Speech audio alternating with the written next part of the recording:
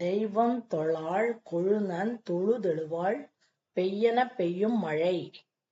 தெய்வம் தொழாள்ங்கிறது தெய்வங்கிறது பிற தெய்வத்தை பிற கடவுளை தொழாள்னா வணங்க மாட்டாள். கொழுதன்கிறது தன் கணவன். தொழுதெழுவாள் தன் கணவனையே தொழுது அதிகாலையில தூக்கத்துல இருந்து எழும்போது கணவனை வணங்கி எழுவாள். பெய்யென பெய்யும் மழை. மழையை பெய்யினாலே மழை பெய்யுமா? யார் அதுன்னா கற்புடைய பெண்.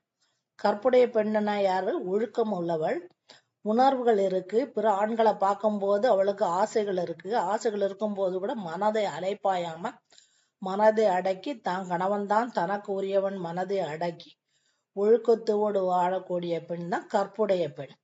அந்த கற்புடைய பெண் வேறு தெய்வத்தை வணங்க மாட்டா. தன்னுடைய கணவனையே தெய்வமாக நினைத்து வணங்கி அதிகாலையில் எழும்பும்போது கணவனை வணங்கி துயில் எழுவாளாம். அப்படிப்பட்ட அந்த கற்புடைய பெண் மழையை பெய்யினாலே மழை பெய்யுமா? ஏன் அப்படி பெய்யும்னா இயற்கையும் கற்புடைய பெண்களுக்கு உதவி செய்யும். தெய்வம் தொழாள் கொழுதன் தொழுதெழுவாள் பெய்யென பெய்யும் மழை. பொருள்: தெய்வம் பிற தெய்வம், தொழாள் வழிபட மாட்டாள், கொழுநன் தன் கணவன், தொழுது வணங்கி, எழுவாள் துயிலெழுவாள், பெய்யென பெய்யென்று, பெய்யும் மழை மழை பெய்யும்.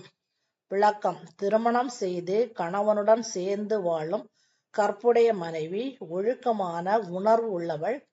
தன் கணவரை தவிர எந்த ஆணையும் கண்டு மனம் கலங்காமல் தன் மனதை அடக்கி வேறு தெய்வத்தை வணங்காமல் தன் கணவனை தெய்வமாக வணங்கி அதிகாலையில் தூக்கத்தில் இருந்து எழுவாள். அவள் மழையை பெய் என்றால் மழை பெய்யும். கற்புடைய பெண்ணின் கட்டளைக்கு இயற்கை உதவி செய்யும்.